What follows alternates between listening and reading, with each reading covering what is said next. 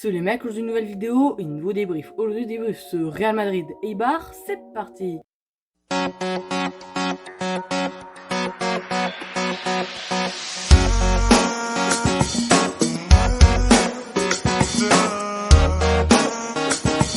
Bon alors au passage, désolé je suis un peu transpirant, mais c'est juste parce que j'ai fait un foot lors de cette mi-temps de ce Real Madrid Eibar, et du coup voilà.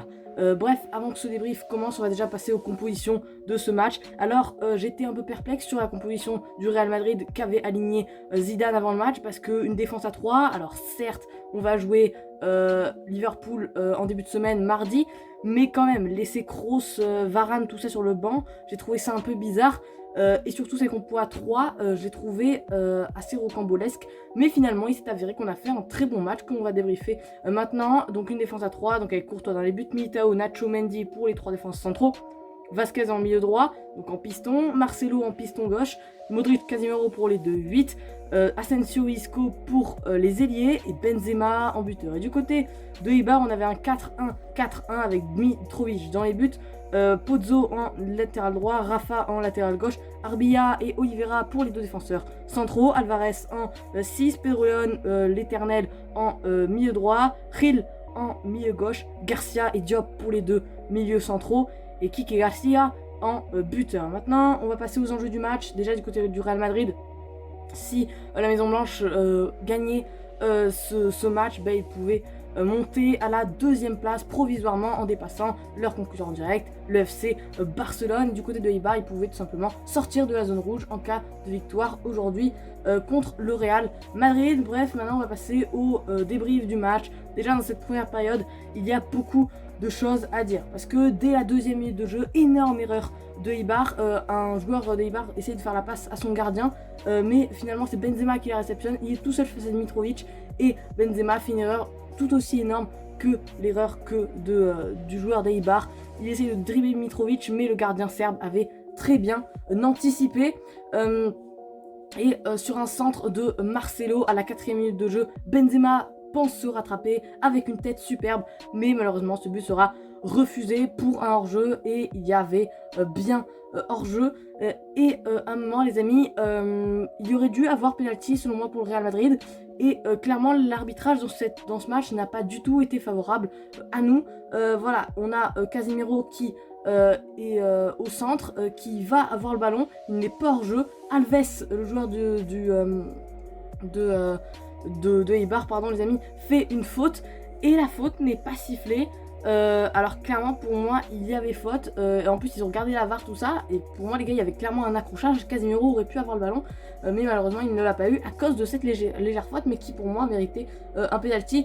Et Eibar a vraiment été très nul dans ce match, hein. Voilà, c'est pas pour dénigrer Eibar, mais clairement la zone rouge est méritée pour eux en ce moment, parce que ils font un jeu mais n'importe quoi. Alors, je comprends que c'est le Real, mais là voilà, faire des frappes du milieu de terrain parce que tu n'arrives pas à rentrer dans la moitié de terrain de ton adversaire, c'est vraiment catastrophique.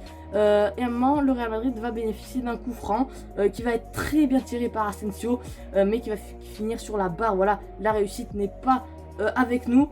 Par contre, la première occasion des barres va arriver vers la 40e minute de jeu, avec Pedro León qui est dans la surface, parce qu'il a dribblé un joueur du Real Madrid juste avant. Il re-rentre donc dans la surface, frappe du gauche, mais ça passe juste à côté de Courtois. Enfin en tout cas en apparence ça passe juste à côté, pardon, parce que en vrai ça passe à 2-3 mètres de la cage du Belge. Là on pense, nous supporters du Real Madrid, marqué tout simplement. Frappe d'Isco sur une passe en retrait de Vasquez, donc frappe de l'Espagnol, l'ancien de Malaga qui frappe donc, et Asensio arrive à mettre une talonnade exceptionnelle entre les jambes de Mitrovic. Au premier abord on dirait qu'il n'y a pas hors-jeu, et les gars, s'il y a hors-jeu, parce que le but a été refusé pour hors-jeu, s'il y a hors-jeu c'est un mini hors-jeu, parce que les gars vraiment, je ne sais vraiment pas si hors-jeu, pour moi ils sont sur la même ligne, mais très dur à voir. Mais on va être enfin récompensé de notre beau jeu et de notre volonté à marquer, avec une passe superbe de Casemiro sur une récupération de balle de Militao, il me semble. Passe donc sur Asensio ne loupe pas son face-à-face face au gardien serbe de Eibar, et ça fait 1-0 enfin pour le Real Madrid. Et en seconde période, dès le début de la seconde période, on va avoir une énorme occasion, frappe d'Asensio qui a été énorme sur ce match, et arrêt du gardien serbe Mitrovic. Quelques minutes après, Nacho fait une passe en retrait à Courtois.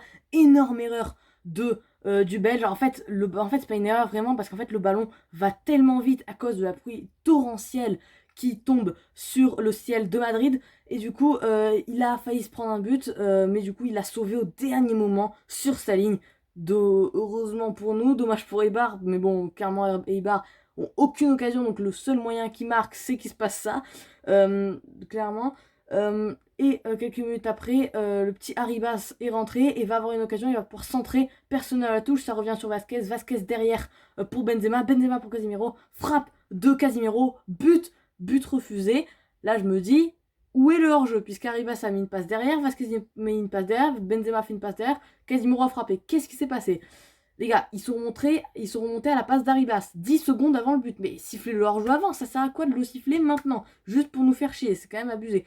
Mais quelques minutes après, on va être récompensé quand même de nos efforts et on va mettre le break pour clairement enterrer cette équipe des Bars et pour nous voir remporter le match par la suite avec Vinicius qui fait une belle percée. Et clairement, on voit que quand Vinicius rentre, alors certes, ce match a été superbe et tout ça, on a été très très bon, mais on voit que quand Vinicius rentre, on est beaucoup plus bon dans l'attaque, dans la percée. Et centre de Vinicius du gauche, tête de Benzema, 2-0. Superbe but, 18e but de la saison d'ailleurs pour Benzema, magnifique. Maintenant on va passer au top et au flop. Déjà pour les tops, très bonne entrée de Vinicius. J'ai bien aimé le petit Arribas. Casemiro a été super bon, comme Asensio. Comment ne pas mettre Kabenoebe? Et du côté des flops, je vais mettre toute l'équipe d'Eibar, j'ai envie de mettre, à part Pedro León et Dmitrovic, j'ai envie de mettre toute l'équipe d'Eibar. Non, franchement, ils ont été éclatés, Eibar. J'ai envie de mettre toute l'équipe parce que au niveau du Real, il n'y a pas de joueur qui a fait un mauvais match. Bref, les amis, ça va être la vidéo. J'espère que ça vous a plu. Et les gars, la seule chose que je viens de vous dire, c'est salut.